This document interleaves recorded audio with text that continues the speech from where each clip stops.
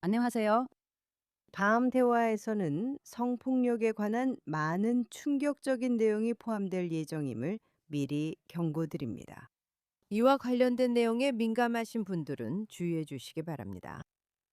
이제 클립을 하나 보고 그 후에 함께 이야기해 보겠습니다. 망치를 손에 쥐고 누르니까 망치를 내리라고 하네요.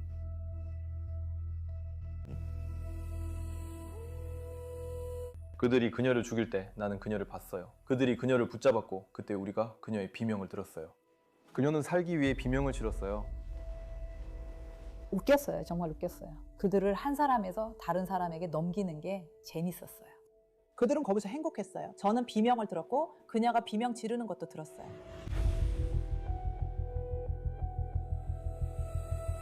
그들의 얼굴과 성기를 상상해 보면 그런 장면을 여러 번 보게 될 거예요. 마치 그들이 가능한 한 가장 잔인한 방식으로 고통을 주고 싶어 하는 것 같았어요. 그들은 악의 의미를 새롭게 정의했어요. 네, 방금 들으신 건 막 발표된 방대한 보고서에서 일부만 발췌한 내용이에요. 오늘은 5월 13일 수요일입니다. 이 보고서는 어제 이스라엘의 한 민간위원회에서 발표한 것으로 지난 2년 반 동안 10월 7일에 참혹한 사건들을 조사해 왔습니다. 하마스가 유대인들을 상대로 홀로코스트 이후 최악의 학살을 저질렀을 때였습니다. 이 보고서는 수천 개의 영상, 오디오 클립, 피해자, 인질, 목격자들의 증언을 바탕으로 작성되었습니다. 정말 수천 건에 달합니다. 그 이야기 전에 꼭 말씀드리고 싶은 게 있습니다. 그 보고서가 발표되기 직전에 뉴욕타임스는 니콜라스 크리스토프의 이른바 의견 기고문을 실었습니다. 이스라엘은 팔레스타인 수감자들에게 매일 이런 종류의 잔혹 행위와 온갖 성범죄를 저지르고 있습니다. 그의 기사는 수천 단어에 달하며 이스라엘이 팔레스타인 남성들, 일부 여성들, 하지만 주로 남성들에게 개를 훈련시켜 항문 성폭행을 하게 한다는 터무니없는 피해 모함과 같은 내용도 포함되어 있습니다. 이제 마크, 잠시 이 부분에 대해 이야기해 봅시다. 크리스토프의 기사, 시기와 우리가 하는 일에 대해서도 이야기해 봅시다. 그리고 마크, 저는 여러분께 말씀드리고 상기시키고 싶어요. 당신은 영국 대사뿐만 아니라 여러 해 동안 총리들과 네타냐후의 고문으로도 일했고 대변인으로도 활동하셨죠. 그리고 10월 7일 학살이 일어났을 때 네타냐후 총리는 당신을 일종의 예비군 복무를 하도록 불러서 대변인 역할을 하게 했고 또 반박하기 위해서였죠. 수많은 비난이 있었고 전 세계 많은 사람들이 이런 일들이 전혀 일어나지 않았다고 말했지만 사실은 모두 잘 기록되어 있었죠. 그리고 당신은 몇 달 동안 카메라 앞에서 CNN, BBC, 그리고 이스라엘을 온갖 범죄로 비난하는 다양한 언론들과 이야기하면서 그들에게 반박하고 있었던 거죠. 그 부분에 대해 잠깐 이야기해 주세요. 그래서 저는 다시 총리님을 위해 일하러 돌아왔습니다. 아마 다음 날이었던 것 같아요. 2023년 10월 8일이나 9일쯤이었고 저는 말씀대로 몇 달 동안 그곳에 있었습니다. 우리가 실제로 처음 만난 것도 그때였죠. 그때 당신이 총리실에서 일했으니까요. 그리고 보시다시피 그때는 나라 전체가 충격에 빠져 있어서 힘든 시기였습니다. 그리고 그 재난이나 비극, 우리에게 무슨 일이 일어났는지에 대한 이해는 하루아침에 이루어진 것이 아니었습니다. 우리가 하마스가 10월 7일 우리 국민들, 이스라엘 사람들과 다른 이들에게 무엇을 했는지 점점 더 많이 이해하게 된 것은 점진적으로 일어난 일이었습니다. 그리고 그 후에 가자 지구의 지하 감옥에 갇혀있던 인질들에게 무슨 일이 일어나고 있었는지, 그들은 터널에 갇혀 학대를 당하고 있었습니다. 하지만 여기서 한 가지 말씀드리고 싶습니다. 당시 우리가 하마스의 범죄에 대해 가졌던 많은 정보는 하마스 자체로부터 나온 것이었습니다. 보안 카메라나 교통 카메라 등에서 많은 폭력 장면이 포착된 것은 사실이지만 가장 잔혹한 폭력, 성폭력을 포함한 대부분의 영상은 하마스가 직접 촬영한 영상이었습니다. 그들은 자신들이 저지른 일을 촬영했습니다. 그리고 여기서 우리는 하마스와 지하디스트 폭력 그 자체에 대해 뭔가를 배웠다고 생각합니다. 왜냐하면 지난 100년 동안, 지난 세기 동안 우리는 많은 잔혹하고 무자비한 지도자들을 봐왔기 때문입니다. 독일의 히틀러, 러시아의 스탈린, 중국의 마오처럼요. 이들은 대량 학살자들이었고 수백만 명의 죽음에 책임이 있는 사람들이었습니다. 하지만 그들은 항상 잔혹 행위를 숨기려 했죠. 그렇지 않나요? 히물러가 SS에게 한 유명한 연설이 있습니다. 그는 우리가 유대인들을 죽이는 것이 정말 좋은 일이라고 말하지만 이 일에 대해 절대 말해서는 안 된다고 했죠. 맞습니다. 그의 관점에선 모든 유대인을 말살하면 인류와 유럽에 크게 기여한다고 믿었지만 이 일은 반드시 비밀로 해야 한다고 했습니다.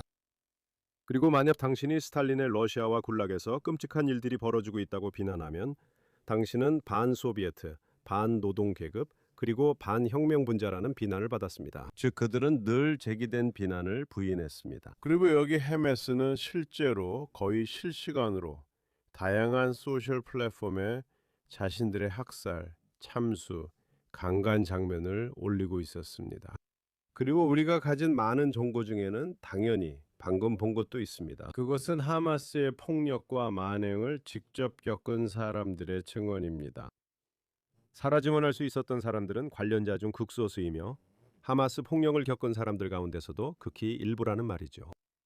하지만 하마스는 그것을 자랑스럽게 공개하며 숨길 생각도 없었고 오히려 자신들의 만행을 광고했습니다.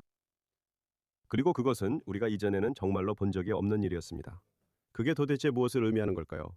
그리고 그것이 하마스와 지하디스트 폭력의 본질에 대해 우리에게 무엇을 말해주는 걸까요? 정말 흥미로운 점이에요. 말씀하신 대로입니다. 그리고 이것은 10월 7일 이후 이스라엘에서 계속되어 온 아주 중요한 논의로 이어집니다. 만행이 벌어진 지 얼마 지나지 않아 아마도 일주일 이내였던 것 같아요. 총리실에서는 하마스가 공개한 모든 영상을 모았습니다. 말씀하신 남부 이스라엘의 CCTV 영상뿐만 아니라요. 이건 하마스가 자신들이 한 일을 자랑하면서 만든 영상이에요. 제가 알기로는 47분짜리 영상인 것 같아요. 세계에 보여주기 위해 만든 거죠. 하지만 결정이 내려졌고 그 결정이 내려지는 동안 당신은 회의에 참석하고 있었어요. 이 끔찍한 영상을 널리 공개하지 않기로 결정한 거죠. 왜냐하면 그 안에는 정말 믿을 수 없는 장면들이 담겨 있으니까요.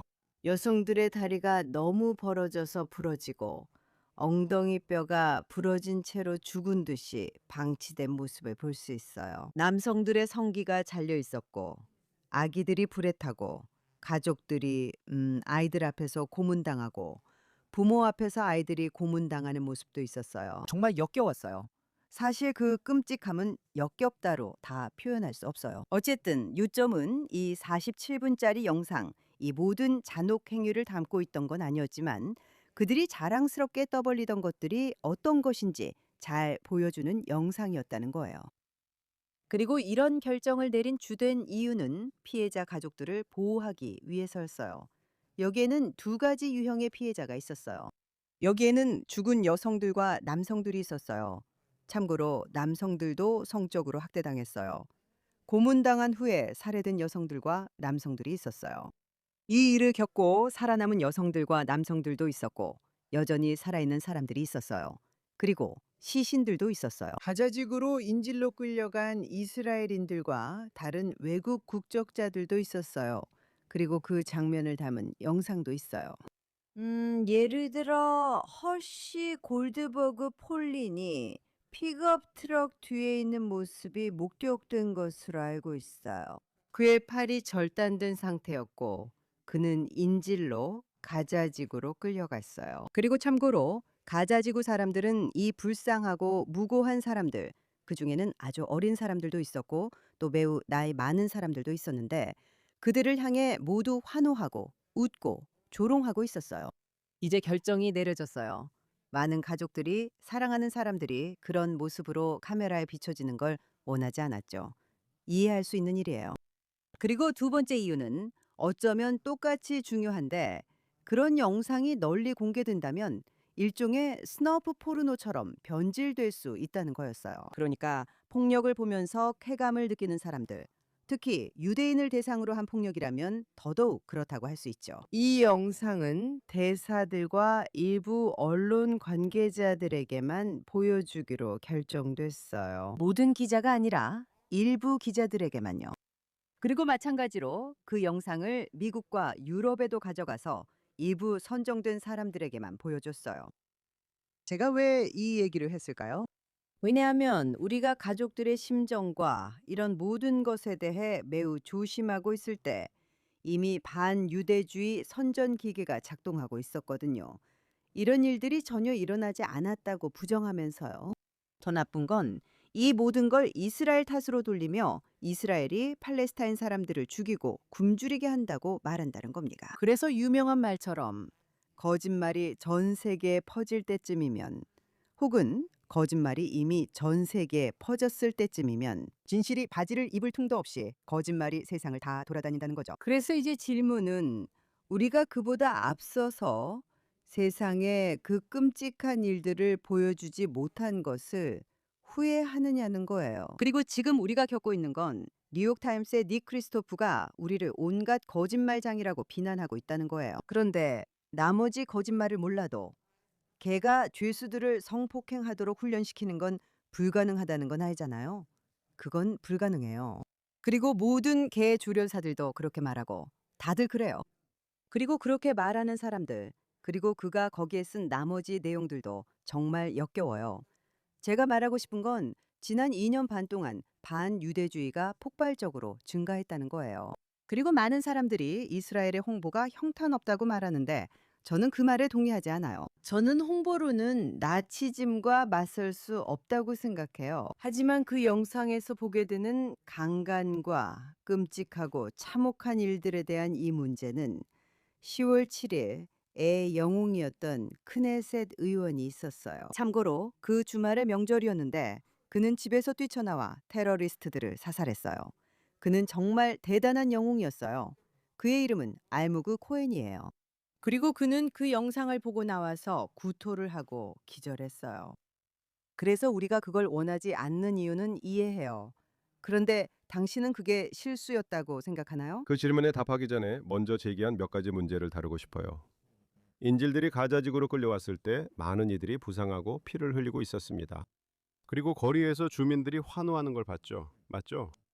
제 생각에는 이것이 이 경우 이스라엘인들과 이스라엘 민간인들에 대한 증오의 수준을 보여줬다고 생각합니다. 그리고 많은 사람들이 환상을 가지고 있었다고 생각합니다. 네. 트럼프 대통령이 석방된 인질들과 만났을 때 유명한 기자회견이 있었습니다. 그리고 그는 그들에게 물었습니다. 가자지구 사람 중에, 그러니까 항상 홀로코스트 때 숨어있던 사람들과 비유대인 기독교 여성이 몰래 음식을 가져다주는 그런 이야기가 있잖아요. 그런 사람이 한 명이라도 있었냐고요. 그리고 그는 가자지구에서도 그런 사례가 있었는지 물었지만 어떤 인질도 자신을 잘 대해주거나 더 나은 대우를 해준 사람에 대해 이야기할 수 없었습니다. 그래서 이것이 우리가 함께 살아가야 하는 현실의 일부라는 것을 알아야 합니다. 알겠죠? 이제 당신이 언급한 그 영화에 대해 말하자면 주로 하마스의 자체 자료로 만들어진 것이 맞죠? 그리고 아마도 그 후에 하마스 지도부 중 일부는 우리가 그 영상을 공개한 것이 실수였을지도 모른다고 말했지만 이미 올린 것을 지울 수는 없었습니다.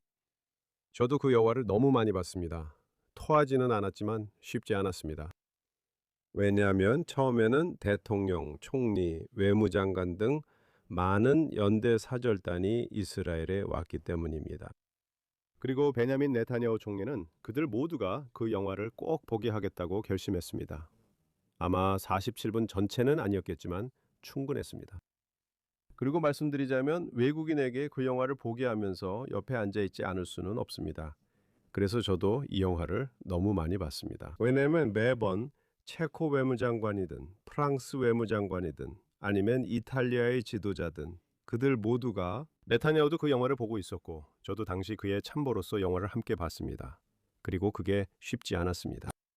정말 쉽지 않습니다. 그리고 두 번째, 세 번째로 봐도 면역이 생기지 않습니다. 매번 똑같이 힘듭니다. 이런 고위 인사들은 어떤 반응을 보였나요? 이 사람과 한 번 만난 게 기억납니다. 새로운 당신. 그랬어요. 저는 체코 대표단과의 회의를 본 적이 있는데 그 방에 있던 체코 쪽 몇몇 사람들이 울기 시작했어요. 보는 게 정말 힘들었죠. 그리고 우리는 알다시피 만약 이걸 이스라엘 사람들에게 보여줄 수 있다면 해외에도 보여줄 수 있다는 결정을 내렸어요. 말씀하신 대로 이스라엘 상황을 이해할 수 있도록 해외에서 선택적으로 이 영상을 공개하기로 결정됐어요. 알겠습니다. 그리고 우리가 어떤 범죄를 당했는지, 우리가 어떤 고통을 겪었는지, 그리고 하마스가 진짜로 어떤 집단인지 알리기 위한 거죠. 알겠습니다. 모두가 볼 수 있도록 유튜브에 올리지는 않기로 결정됐습니다. 제가 기억하는 바로는 네타냐후가 유엔을 방문했을 때 정확한 시기는 기억나지 않습니다. 네, 사람들이 볼 수 있게 코드를 올렸던 기억이 있습니다. 영화 전체였는지 일부였는지는 확실하지 않지만 그렇게 했었습니다. 하지만 생각은 그게 옳든 그르든 말씀하신 대로 생각은 그냥 공개해버리면 그 가치가 떨어지는 건가? 라는 것이었습니다. 그리고 또 다른 대답은 이스라엘을 싫어하는 사람들을 설득하려고 해도 그들은 그냥 이건 전부 AI야, 전부 거짓이야 라고 말한다는 겁니다. 사람들은 증거를 보여줘도 그렇게 말하죠. 그래서 그걸 공개한다고 해서 정말 판도가 바뀌는 걸까요? 그리고 세 번째로 잠깐 언급하셨지만 다시 한번 강조할 필요가 있는 부분이 바로 피해자 가족들의 문제입니다. 그리고 만약 당신의 딸이 성폭행을 당했다면 정말로 그녀의 사진이 모두가 볼 수 있게 공개되길 원하시겠습니까? 그리고 만약 예를 들어 가족이 완전히 무너졌고 당신이 할머니라면 손주 중 한 명이 매우 참혹한 상황에 처한 사진이 있다면 정말로 그 사진이 공개되길 원하시겠습니까? 그리고 저는 전쟁 첫날 10월 7일 이스라엘 TV에서 어떤 장면을 본 것이 기억납니다. 한 젊은 이스라엘 여성이 3명 내의 테러리스트 강간범들에게 쫓기면서 도망치고 있었고 그녀는 끝까지 저항하고 있었습니다. 그리고 저는 이것이 실제로 이스라엘 사람들이 이런 끔찍한 만행에 맞서 싸우는 모습이라고 생각했습니다. 그리고 그 장면은 방송에서 내려졌습니다. 아마 가족들이 방송에서 내려달라고 요청했을 것이라고 생각합니다. 그래서 우리는 가족들에 대해서도 생각해야 합니다. 하지만 질문에 답하자면 그 영상을 그냥 공개해야 하는지에 대해 양쪽 모두에서 논쟁이 있었습니다. 찬성하는 주장도 있고 반대하는 주장도 있습니다. 저는 아마도 제가 냉소적이어서 그런지 모르겠지만 우리가 그렇게 했더라도 큰 변화를 가져오지는 않았을 거라고 생각합니다. 다시 한번 말하지만 이스라엘이 끔찍하다고 생각하는 사람들은 이스라엘이 거짓말을 한다고 생각합니다. 그들은 유대인들이 소셜미디어를 통제한다고 생각합니다. 저도 우리가 그렇게 했으면 좋겠지만 사실 그렇지 않습니다.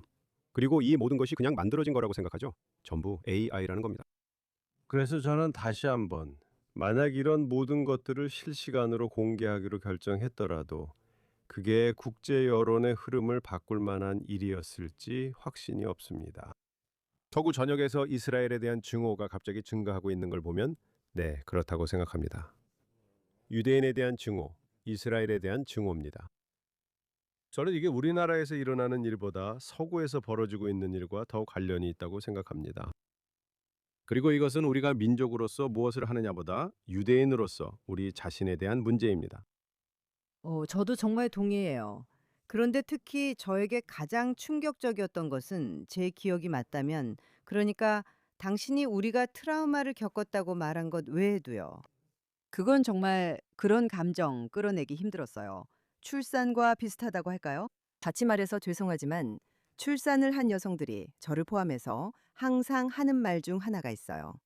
이건 정말 너무 아프고 절대 잊지 못할 거라고 생각하죠. 그런데 다음 아이를 낳을 때쯤이면 다 잊어버리고 세상에 또 하게 됐네 라고 말하게 돼요. 그래서 10월 7일과 8일에 느꼈던 그 뱃속 깊은 고통을 다시 떠올릴 수가 없어요. 이제는 더 이성적으로 느껴져요. 하지만 그 끔찍한 일들로 인해 터져나온 반유대주의에 완전히 충격을 받았던 기억은 분명히 남아있어요. 그래서 이스라엘에 있는 유대인들에 대한 공감이나 동정심이 생기기보다는 오히려 정반대의 일이 일어났어요. 정반대의 일이 일어났어요. 자, 저는 그 사실에 충격을 받아서는 안 됐어요. 왜냐하면 이런 지하디스트들의 잔혹 행위가 서구 사회에 잠재되어 있던 반유대주의, 즉 좌파와 우파 모두에게 그것을 드러낼 수 있는 허락을 준 셈이었으니까요. 그것이 서서히 드러나기 시작했고 점점 더 심해지고 있어요. 서구의 대학 캠퍼스 곳곳에 나치 문양이 등장하고 있죠. 이제 우리는 극우 세력도 보고 있어요. 아직은 좌파 쪽에서 더 많이 나타난다고 할 수 있지만 우파에서도 마찬가지예요.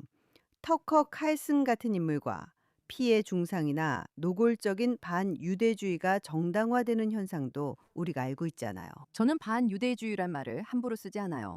저는 모든 것이 반유대주의라고 보진 않지만 우리가 개를 훈련시켜 죄수들을 성폭행하게 한다거나 모든 은행을 통제한다는 주장은 같은 맥락이라고 확실히 말할 수 있습니다. 참고로 당신이 우리가 소셜미디어를 통제하길 바란다고 했죠.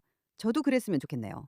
제가 은행을 통제했다면 마이너스 통장도 없었을 거예요. 하지만 정말 슬픈 점은 그리고 우리 모두 알다시피 우리 언론, 이스라엘의 좌파 언론이 전혀 도움이 되지 않는다는 거예요. 사실 오히려 해가 돼요. 왜냐하면 그 언론 대부분이 네타냐후를 끌어내리려고 너무 바빠서 너무 자기 비판적이에요. 네, 우리가 잔혹행위를 저지른다고요. 그러면 적들이 이스라엘 사람들도 그렇게 말하잖아 라고 합니다. 어쨌든 지금 제 요점은 모르겠어요. 지난 2년 반을 되돌릴 수는 없다는 거예요.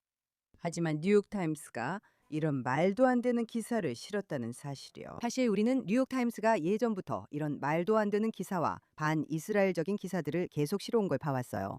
그건 10월 7일 훨씬 전부터 그랬죠. 하지만 이건 좀 특별한 경우예요. 니콜라스 크리스토프는 퓰리처상 수상자잖아요. 그냥 아무나에 대해 얘기하는 게 아니에요.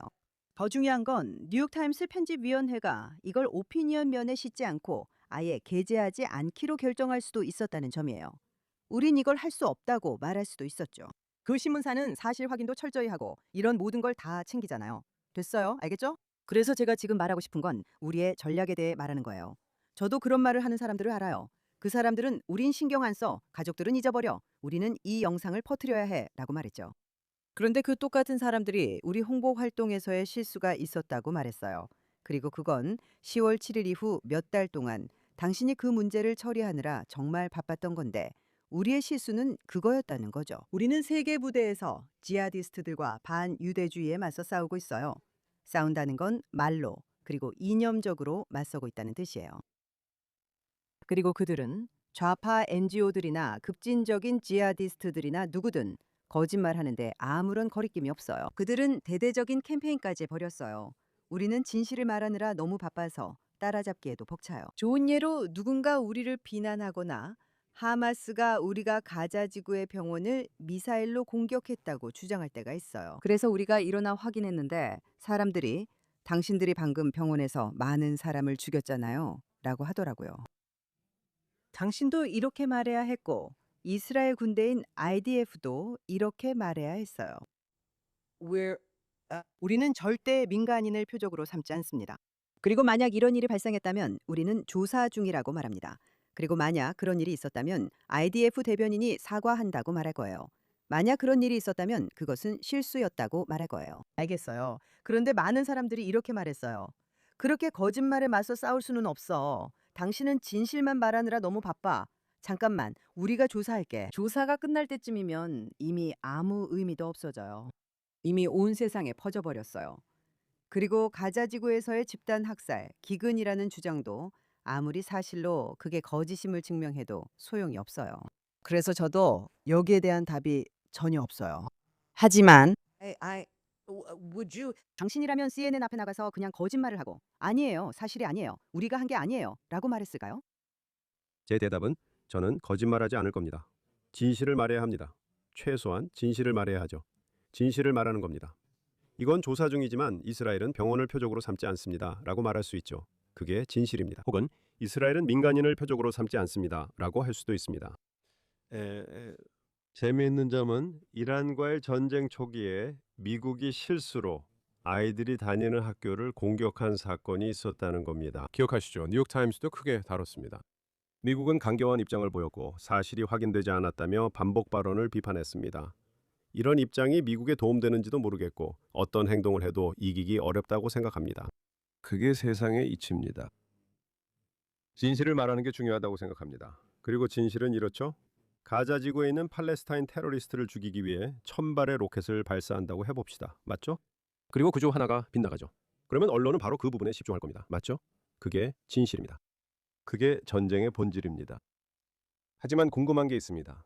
허락해 주신다면 2023년 10월 7일 이후로 반유대주의가 증가했다고 말씀하셨죠? 여기서 한 가지 짚고 넘어가야 할 중요한 점이 있습니다.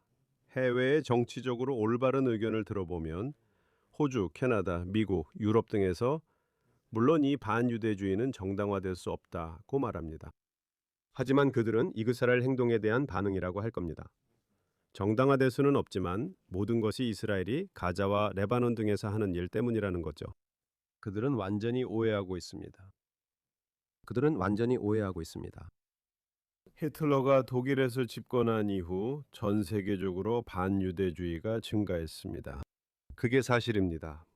1933년 이후 나치가 독일에서 집권한 뒤로 유럽 전역과 미국 전역에서 전 세계의 반유대주의자들에게 힘과 에너지를 불어넣었습니다. 프랑스, 폴란드, 영국, 미국에서 반유대주의가 증가하고 있습니다.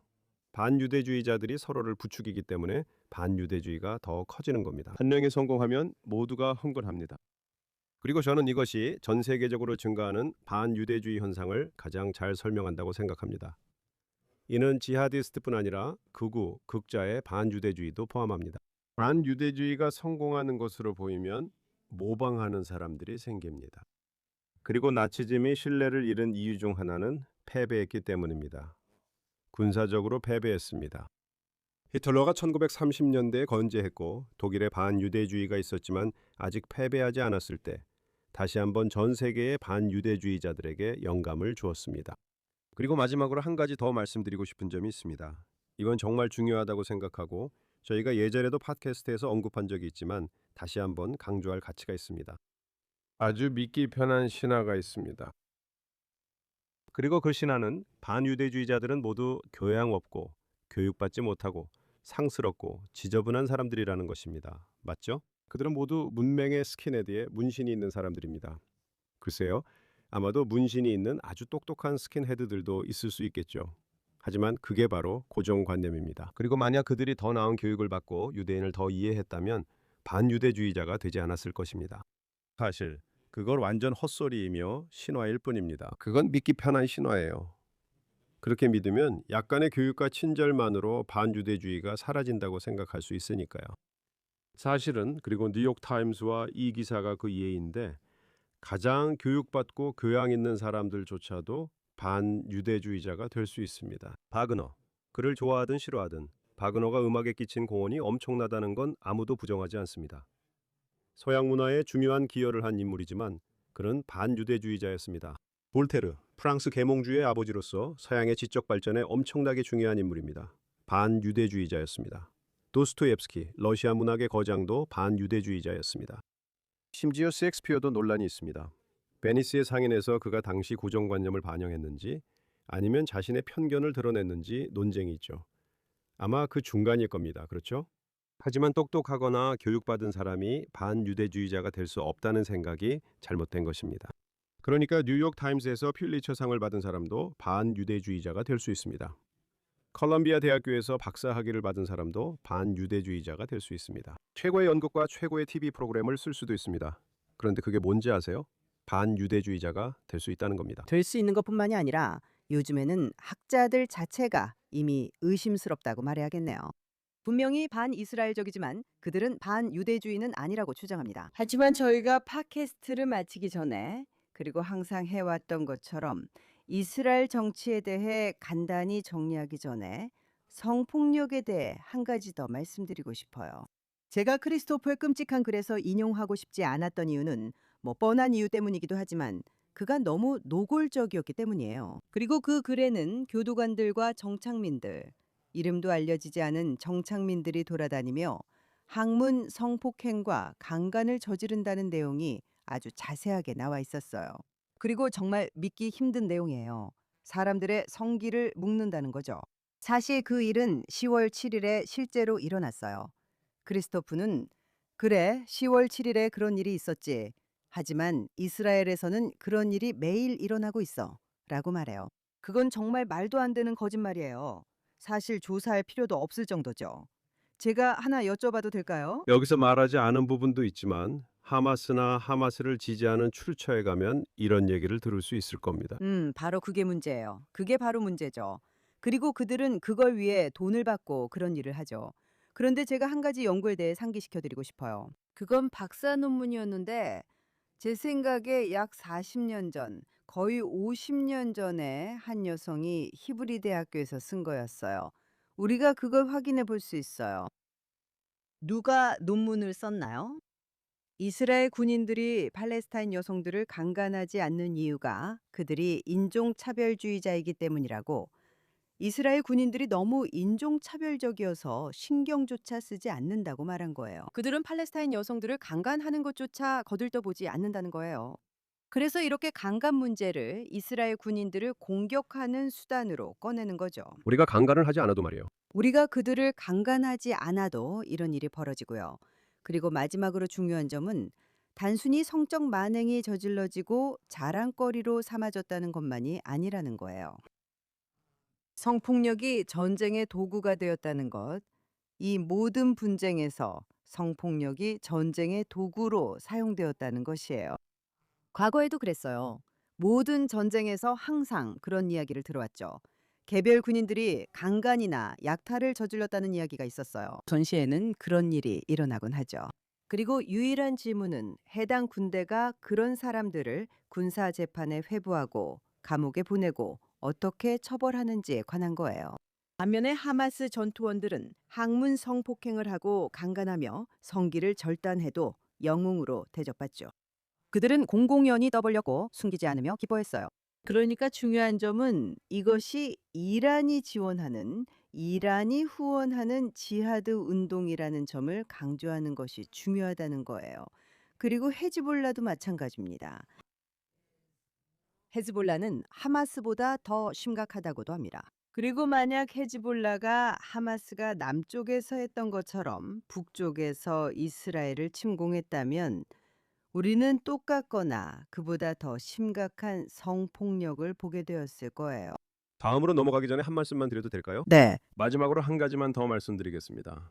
2, 3주 전 영국 언론에서 가자 지구에 대해 조사한 기사가 있었습니다. 그리고 그 기사에서는 하마스가 구호품을 배분하면서 그 배분을 성적 대가를 요구하거나 여성들을 협박하는 수단으로 사용하고 있다는 보도가 있었습니다. 가족이 구호품을 받으려면 딸을 여기 데려오라거나 아이들에게 먹을 것을 받으려면 이 젊은 유부녀와 자야 한다는 식이었습니다. 그리고 물론 그것은 하마스가 자기 국민을 공포에 떨게 하는 무기의 일부로 사용하는 것입니다. 그리고 가자 지구에서 하마스가 여성 학대하는 걸 보도 안 한 사람이 누군지 아세요? 뉴욕 타임스입니다. 네, 그러니까 이제 들어보세요. 이런 끔찍한 이야기를 하는 게 불편하긴 하지만 이런 일들은 사라지지 않아요. 그런 끔찍한 이야기는 여기까지 하고 이제 다른 이야기를 해볼게요. 이스라엘 정치에 대해 이야기하는 게 꼭 유쾌하다고는 할 수 없겠지만요. 좋아요. 그 얘기 해봅시다. 저희는 방송 마지막에 시청자와 청취자께 항상 3, 4분간 업데이트를 드리겠다고 약속했으니 이제 그 시간이 다가옵니다. 제가 말한 게 바로 그거예요. 맞아요. 그래서 이번 주 이스라엘 정치의 큰 소식은 초정통파 정당들, 특히 그중 하나가 선거를 앞당기겠다고 선언했다는 겁니다. 우리는 연정에서 빠지겠다고 했어요. 그리고 네타냐후가 하루 종일 공부만 하고 군대에 가지 않는 예시바 학생들을 많이 면제해주는 징병법에 대한 약속을 지키지 않았어요. 그리고 선거가 원래보다 더 일찍 치러질 예정입니다. 원래는 10월에 선거를 할 수도 있었는데 이제는 9월에 선거를 치르게 될 것 같습니다. 그래서 우선 그렇게 말했으니 하품이 나올 수밖에 없네요. 9월에 선거를 하든 10월에 하든 별로 큰 차이가 없으니까요. 미국 시청자와 청취자분들은 당연히 선거에 익숙하시겠죠. 아시다시피 2년에 한 번씩 11월 첫 번째 화요일에 선거가 있잖아요. 맞죠? 이스라엘도 다른 의원 내각제 민주국가와 같습니다. 4년마다요? 아니에요. 미국은 2년마다요. 아, 중간 선거요. 네. 하지만 호주, 영국, 캐나다, 이스라엘과 같은 의회 민주주의 국가에서는 의회가 선거를 언제 할지 결정하고 일정 시점까지는 반드시 선거를 치러야 한다는 마감 시한이 있습니다. 그리고 역사적으로 거의 모든 이스라엘 정부는 임기를 다 채우기 전에 끝납니다. 왜냐하면 이스라엘의 모든 정부는 연립정부이기 때문입니다. 그리고 선거일이 가까워질수록 연립정부 내의 각 정당들은 서로 차별화하고 싶어합니다. 그래서 보통 정부는 더 일찍 무너집니다. 이 정부는 여러 일을 겪었지만 이스라엘 역사상 가장 오래 지속된 정부 중 하나가 될 것입니다. 네. 합법개혁 10월 7일. 그리고 여러 위기에도 불구하고 정말 오랫동안 유지된 연립정부입니다. 저는 이 일에 흥분하지 않으려 합니다. 선거를 한 달 정도 앞당길 수 있고 여러 면에서 양측 모두에게 도움이 된다고 생각하기 때문입니다. 왜냐하면 네타냐후의 지지층은 군복무를 하는 평범한 이스라엘 사람들이고 초정통파와의 타협에 대해 그다지 만족하지 않기 때문입니다. 그들은 초정통파 젊은이들이 군대에 가지 않는 것에 대해 불만이 있습니다. 초정통파는 우리가 원하는 것을 주지 않아 화가 났다고 말하며 예시바 학생들을 위해 싸운다고 주장하는 것이 자신들에게 유리하다고 생각합니다. 그래서 선거를 앞당기는 것이 사실 양측 모두에게 윈윈이 될 수 있습니다. 제가 말씀하신 내용을 조금만 수정해 볼게요. 틀렸다는 게 아니라 제가 다르게 보고 있어서요. 야당에서는 이 징병 법안을 징병 기피 법안이라고 부르고 있습니다. 이건 어떻게 보느냐에 따라 다르죠. 왜냐하면 이 법안은 실제로 앞으로 5년 동안 예시바에서 공부하지 않거나 군대에 가야 하는 초정통파 청년들의 입대가 늘어나게 되어 있거든요. 그래서 이 법안은 실제로 군 복무를 늘리고 공부하는 사람들에게는 허용하는 타협안이었습니다. 그래서 사실상 징병 기피라고 할 수는 없어요. 제 생각엔 그들이 원하는 걸 안 준 게 아니라 이제 모두 징병을 피할 수 있게 됐어요. 이것은 타협안이 될 예정이었어요. 그러니까 이스라엘 사회를 밑바닥부터 변화시켜서 하레디 청년들이 더 이상 부끄러워하지 않도록 하려는 시도였죠. 그들이 군대에 가는 것이 그들의 동네에서 부끄러운 일이 아니게 하려는 거였어요. 그래서 만약 그 법안이 통과되지 않는다면 말씀드렸듯이 징병 기피를 옳다고 보지 않는 많은 사람들이 그 법안이 통과되기를 원하고 있어요. 그들은 이것이 징집 증가에 도움이 된다고 생각해요. 그렇게 말해도 되죠? 저도 그런 사람입니다. 이스라엘 정부가 내일부터 모든 초정통파가 군대에 가야 한다고 하면 오히려 군대 입대자가 더 줄 것 같아요. 내부 갈등이 생기기 때문이죠. 그리고 실제로 증가하는 모습을 봤어요. 맞아요. 그래서 저는 밑바닥부터 천천히 점진적으로 해야 한다고 믿어요. 하지만 알겠어요. 그런 갈등이 있죠. 그리고 의회 제도에 익숙하지 않은 분들에게 또 한 가지 말씀드리고 싶어요. 아이러니하게도 선거가 치러지고 연정 협상이 진행되다가 교착 상태에 빠진다면 그런 상황이 벌어져요. 그리고 만약 어떤 형태로든 교착 상태에 빠져서 어느 쪽도 연립 정부를 구성할 수 없는 상황이 온다면 베냐민 네타냐후 총리는 정부가 구성될 때까지 계속해서 임시 총리로 남게 됩니다. 그리고 왜 제가 아이러니하다고 말했을까요? 왜냐하면 그를 끊임없이 축출하려는 시도가 계속되지만 그가 이기거나 정확히는 그가 아니라 그의 정당이 가장 많은 의석을 차지하고 연립 정부를 구성할 수 있다면 그는 총리가 되기 때문입니다. 또는 야당이 명확하게 승리해서 연립 정부를 구성할 수 있는 경우도 있습니다. 그런 경우에는 모든 것이 명확하게 결정됩니다.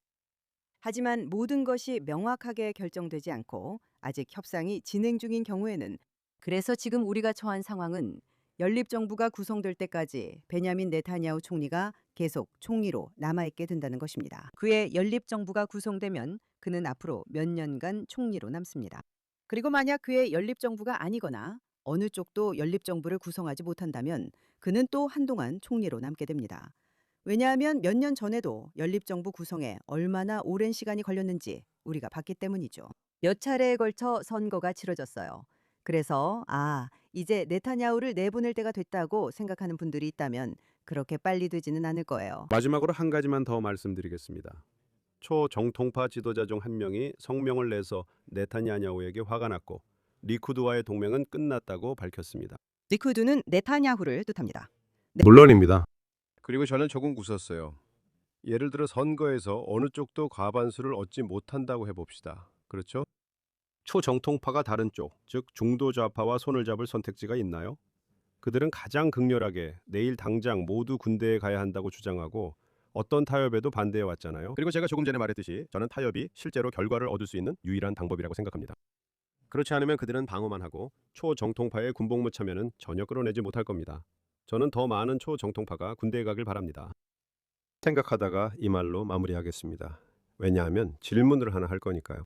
네타냐후를 몰아내고 싶어하는 이 모든 사람들이 맞죠? 네타냐후를 몰아내기 위해 크네셋에서 과반수를 차지하려면 초정통파에게 그들이 원하는 것을 정확히 다 주는 것에 동의할까요? 그리고 그 말은 지난 2년 동안 했던 모든 말을 다 뒤집어야 한다는 뜻이죠. 네, 그들은 모든 말을 다 취소해야 합니다. 그리고 저는 냉소적이기 때문에 그들이 실제로 그렇게 할 수도 있다고 생각합니다. 실제로 그런 일이 있었습니다. 과거에도 평화 진영이 좋아, 팔레스타인 국가가 이 모든 것보다 더 중요하다며 양보한 적이 있었죠. 사실 야이르 라피드의 아버지 토미 라피드는 바로 그런 중도파, 당신이 말하는 중도파였습니다. 그리고 그가 바로 그렇게 했죠. 그는 갑자기 잊어버려 라고 말했습니다. 그의 모든 정치적 기반이 그것에 근거해 있었어요. 그런데 그는 순식간에 그걸 포기해버렸죠.